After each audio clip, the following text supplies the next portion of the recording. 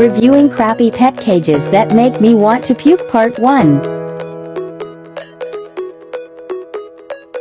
If you have this for a hamster, you either remember it from kindergarten or the dropout who works at PetSmart told you to get it.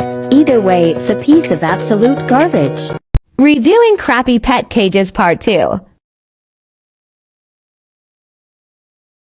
What in the 1850s hell is this? If you use this, grow up.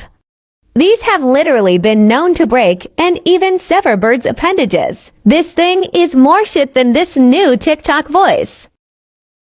Part 3 of Crappy Pet Cage Reviews. This is pure trash. If you're dumb enough to keep a fish in this torture device, you shouldn't have an animal. It's disgusting. Part 4 of Crappy Pet Cage Review. Seriously.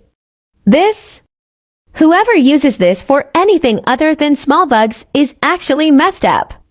These are not suitable for any of the animals on the sticker. Reviewing Crappy Cages Part 5. Who in their right mind would use this? Yeah, let's make a bird cage out of windows. Great idea. It's way too small and there is no room for any enrichment. And what's with that dowel and those microscopic food holders? Crappy Cage Reviews Part 6. This may look cute, but it sucks. It's too small for one guinea pig, and they need company. Not to mention that they don't climb and shouldn't have levels in their cage. DIY cages are so much better. Crappy Cage Reviews Part 7.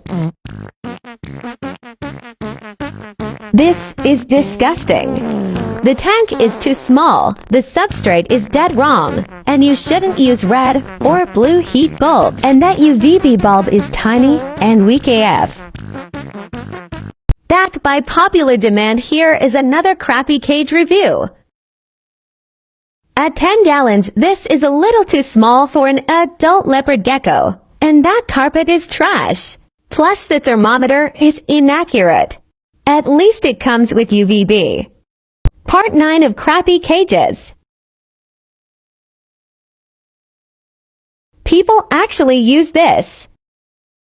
What? There's no room for anything. And what is it, like an eighth of a gallon? Plus, that divider just makes it twice as bad. Crappy Cages Part 10, Ferret Edition. This is too small. There is no room for toys or enrichment. And there isn't even much space to climb. This is like a ferret prison cell. Reviewing Crappy Cages Part 11. How is this even an isopod cage? It doesn't provide proper humidity gradient. You can't even add leaf litter, wood, moss, or hides to it. Crappy Hamster Cages, Rapid Fire.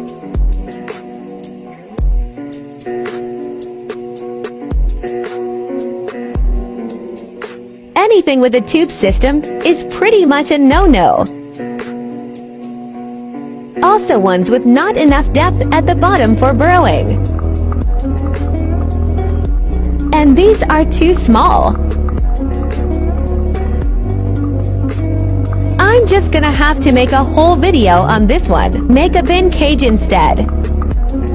Crappy Fish Tanks, Rapid Fire. Anything less than 5 gallons is too small even for the smallest fish. And round tanks are trash.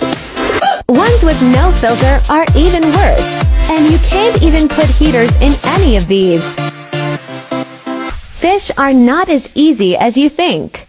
Crappy Bird Cages, Rapid Fire. Round cages are very dangerous. And ones with brightly colored bars are often toxic if chewed. Plus, these are too small for proper enrichment. Get a large flight cage instead. It's been quite a while since I've done a Crappy Cages video, and I think these definitely deserve one. The Marina tanks are basically all terrible, but this one is not the worst out there by this brand.